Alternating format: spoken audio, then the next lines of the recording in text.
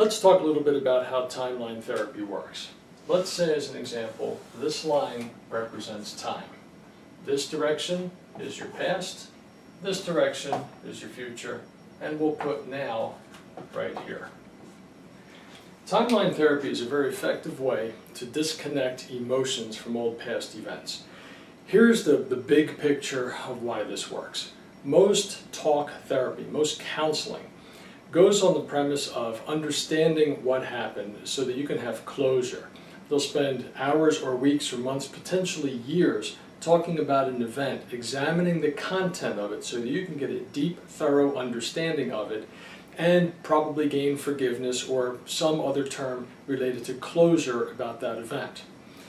Timeline therapy takes a different approach. Timeline therapy says this: since all of our emotions are based in chemistry and all of our events are linked neurologically, why spend time delving into the content? Because it's not the content of an event that matters, it's the emotion that's attached to the event that matters. As an example, what would happen in your life today if in all your past memories there was no anger? What would happen to your life today and your ability to respond to events in your life today if in all your past memories there was no sadness or fear or guilt? Rather than the emotions, you had the lessons from them, you had the learning from them, you had an understanding at some level, even if it was unconscious, of why those events took place and how those events took place. Here's another big picture of neurolinguistic programming, NLP, timeline therapy, and hypnotherapy. That everything you've ever learned has been permanently recorded in your mind. You have all the resources available to solve any problem that comes up. You simply sometimes don't know how to get there, or things get in the way, or you haven't learned the right tools yet. So my job is to be a tour guide for you. I don't tell you what to do or how to do it or pass any judgment. I'm the tour guide, you follow along, you trust your unconscious mind. Timeline therapy is done in not an hypnotic state, but sort of in a little bit of a trance state, very similar to what you experience with peripheral vision, and just nice relaxed mindset. And the idea is that sometimes things will come up during the course of the session that don't make any kind of conscious, logical, rational sense. And those are the perfect ideas, those are the perfect answers, because that's your unconscious coming up, just like your intuition has come up to you many, many times. And when you follow your gut, things tend to work out well. When you go against it, not so much. So to the degree that your conscious, logical, rational thinking mind can start to listen to your unconscious, your subconscious, emotional mind, to the degree that those two parts of you start to communicate easily and effortlessly, to that degree you heal. So the process of timeline therapy is about as beneficial to you as what it does for you in letting go of all these negative emotions. This will make a little bit more sense in a moment. Another major concept here is this. Every emotion, as I mentioned a moment ago, is based in chemistry. This is not new science. This goes back years now. We know that neuropeptides, chemicals that are manufactured in your brain and pushed through your system, are the cause of emotions, all emotions, positive and negative. Now, the emotion that creates the feeling of anger is the same today as it was when you were 5. The neuropeptide that creates the feeling of anger is the same. Now, back then you might have been mad at a kid in the neighborhood or at your parents because whatever reason. Today you might be mad at a client. And we generalize these emotions in our minds so we can try to make sense of them. But neurologically and chemically, they're all the same. And maybe you, or maybe someone you know, has gotten really, really good at doing their problem. And what I mean is, they didn't used to be so good at being angry 10 years ago, but now the slightest little thing sets them off. Okay? Or they didn't used to be so good at being guilty, but now they're feeling bad about everything. They get really, really good at doing the problem, because events that take place today, your mind is looking for meaning, and it goes back over the entire database of all your experiences and tries to put it into context. And if the context of similar experience was guilt, you're going to feel guilt today. If the context of similar experience was anger or fear, you're going to feel anger or fear today. And in doing that, you've just added one more neurological link to the chain, so that the next time something similar comes up, It's like the other things, that one joins in, now you're feeling that negative emotion again. So it's starting to make sense as a big concept. Okay, now, so what is timeline therapy all about? Let's talk about 5 primary negative emotions: anger, sadness, fear, guilt, and hurt. These are the big players. These are the ones that cause most problems for most people. Now, we're not going to worry about or think about or even consider disconnecting joy and love and happiness. We want more of those in our life. But these, sometimes, if we get the lessons from these, I think you'll agree, life tends to move along a little bit easier, a little bit more smoothly. So, if I was to, we'll use anger as an example, all right, just as an example. If I was to ask you right now, can you remember a time in the past when you were angry? The chances are very, very good. You'll say, oh yeah, there was one that happened just yesterday or a couple hours ago. Oh yeah, there was one that happened a few years ago. I remember this time when I was a teenager, man, I was pissed off. I remember a time way back here when I was a kid. And don't do this, but if you were to go into one of these memories right now and drop into it and think about it long enough, would you agree that you could very easily, without a whole lot of effort, conjure up the feeling of anger? When you hold a thought long enough for the neurological network to start to fire up and connect, the images form in your mind, the emotion that's appropriate to that image is secreted, you feel the feeling. That's the way it works. Thoughts, image, emotions. Now, we agree that you could go back to memories and feel these emotions. Is that fair? Here's the important concept behind another, well, I guess there's a whole bunch of important concepts. Here's another one. Way back here, there has to be a first. There had to be a first time you ever felt anger. There was a first time you ever felt sadness or fear or guilt. There was a first time for every emotion that you've ever felt. Now, let me simplify this for you. For every first, there had to be a time before that when it didn't exist. Here's what I mean. You probably remember the first time you ever drove a car. And I'm sure you can remember, now that you're thinking about that now, the time before that when you hadn't. I can remember riding my bike everywhere. There was the first time you ever kissed someone romantically. You can certainly remember a time before that ever existed. There was a first time you ever spoke a word. You don't remember that. You can't remember that because you would need language to code it, which is a whole other discussion, which is really interesting. You don't remember that, but your parents would. If you have children, you remember their first word. Here's an even bigger one. There was the first time you took a breath. There was a first breath that you took. You don't remember that. Your mother would, but you won't.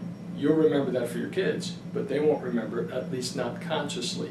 Yet, we know that everything that has ever happened to you has been recorded perfectly and impeccably by your unconscious mind. Again, the research on that goes back to the mid-1950s. So this is not foo-foo woo-hoo stuff here. This is hard science. Everything that's happened to you has been recorded. Nobody understands the mechanics and the mechanisms of how memory works. And we know that everything has been recorded. Okay? So far. So, let me bring you back to timeline therapy. Since there's a first, then, there has to be a time back here when that first thing never existed. For every first, there's a time, at least in our lifetimes, in our existence, for every first, there's a time before that when that thing never existed. So, timeline therapy says this. What would happen instead of digging into the context of an event so that you can get so much understanding of it that you have closure? In other words, this event becomes isolated, which is what most talk therapy is all about. Instead of doing that, why don't we treat all of these as series in a chain of events? Because it's not the event that's the problem. It's the emotion that's attached to the event that's a problem. Let me play that again. Traditional therapy wants you to understand and get closure about a particular event. The question is, what about all the events that came before it? What about all the events that came after it? Okay? Timeline therapy says, rather than getting into the context, let's look at this. It's the anger that's the event. Imagine if you could go back to a memory now where you used to be anger and not find anger. Imagine if you could go back to any memory in the past where there used to be anger and not find anger. How would that affect your behavior and responses to things in the future? It It would change it dramatically, wouldn't it? That's what we're talking about. So rather than going in for context and content, let's just talk about the emotion that's attached to it. Now here's one more component of this whole thing.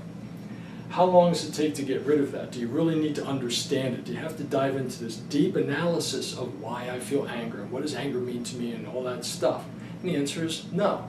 A lot of clients don't even get a real understanding consciously of what just happened. They just know that they feel better and they start responding differently to life situations without thinking about it. No one leaves doing timeline therapy saying, well, I just did timeline therapy, therefore I should respond differently. It's an automatic event. It's systemic. It happens by itself that you just start to respond differently. Oftentimes, you won't even realize that you responded differently until after the event has taken place and you step back and go, whoa, that was kind of different. All right, I'm getting a little bit ahead of myself, but this is important stuff. So rather than talking about the content, we're going to focus on the emotion. Okay, now, how long does it take to let go of an emotion? It can happen instantly. Think about this. Have you ever been in a discussion with somebody and maybe it didn't go well? Maybe you started, a little bit like this, a little bit head to head. Maybe the discussion escalated into an argument and you walked away. Maybe an hour later, or a day later, or a couple days later, this memory comes back up, this event comes back up, and you start replaying it in your mind, and you start thinking about it. Have you ever gotten that moment where you go, oh, that's why he said this, that's why she did that? You get this realization, you get this, call it the aha, you get the insight into the other person, and suddenly the entire content of the conversation changes and the emotion that's attached to that event goes away. You get an aha about what they were going through or how you might have responded or what you were thinking, and you go, no wonder I said that. Then when you think back to that event, the emotion is flat, isn't it? So how long does it take to let go of an emotion? It can happen in an instant, which is another interesting question. A lot of these events that have taken place in your life, the anger was attached to that event in an instant. Why should it take hours or weeks or months or years of talking about it to let it go? If you can attach it in an instant, can't we unattach it in an instant? What your mind can do one way, you can do the other way. Timeline therapy believes in that and utilizes that because this is the way your mind works. The idea is to let go of the negative emotion. It's not the event that matters. So here's what we do. We say, what would happen if we can take the client from a point here all the way back to a point back here before this event ever took place, pre-anger, so that at some level they can look down on this event and examine it. And I say at some level because oftentimes this doesn't happen consciously. A lot of times the clients will leave and they don't have a conscious, logical, rational understanding of what just took place. Perfect, because everything that's happening here is happening unconsciously. All your learning, all your understanding, all your emotions happen unconsciously. This is the game. These are the rules of your unconscious mind. We have to play by completely different rules. You don't logic your way through letting go of an emotion. Ask yourself, how's that been working so far, trying to apply logic to an emotion? So at some level, the client now looks at this first event, they get the aha moment, the emotion disappears.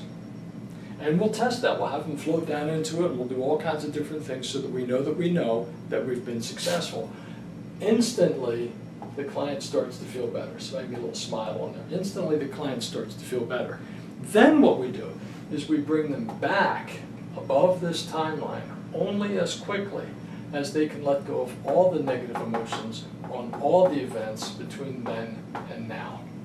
And why does this happen? Easy, because all these events are linked chemically and neurologically. It's a sequence of events. It's a dominant chain that exists. Just like when something out here used to happen, used to bother you, and because you go back over this past chain of events, now we're just riding along that chain and allowing your unconscious mind to get the lessons from each and every one of those.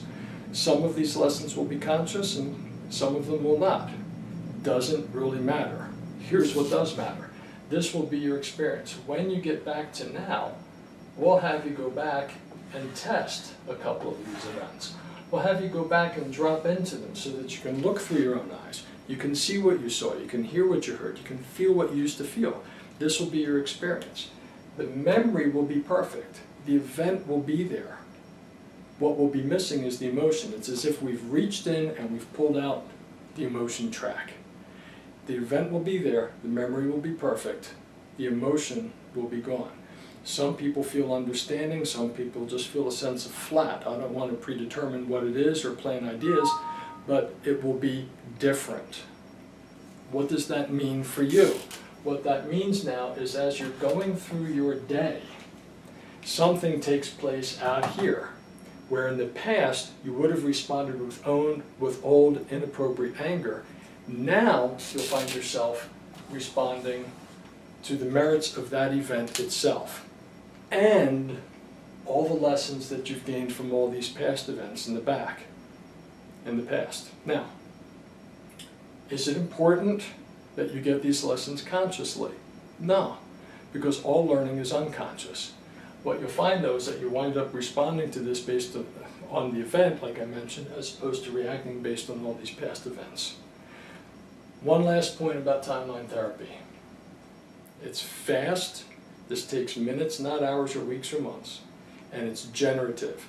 Because it's so good, it's so ecological, it's so healthy for your mind, once your brain understands how to do this, it starts to do it on a regular basis. It does it on an automatic basis. So it's not like somebody has to come in once a week for the rest of their lives and go through this. They do it once, they're good to go. If they want to come back and get a little tune-up or something, great. But my job is to teach you how to be able to do this for yourself and provide you with the tools that you can. So that's a brief overview of timeline therapy. Anger, sadness, fear, guilt is where we start with 99% of all clients because, like I said, those are the big players. Hurt is a free agent. It's in there a lot.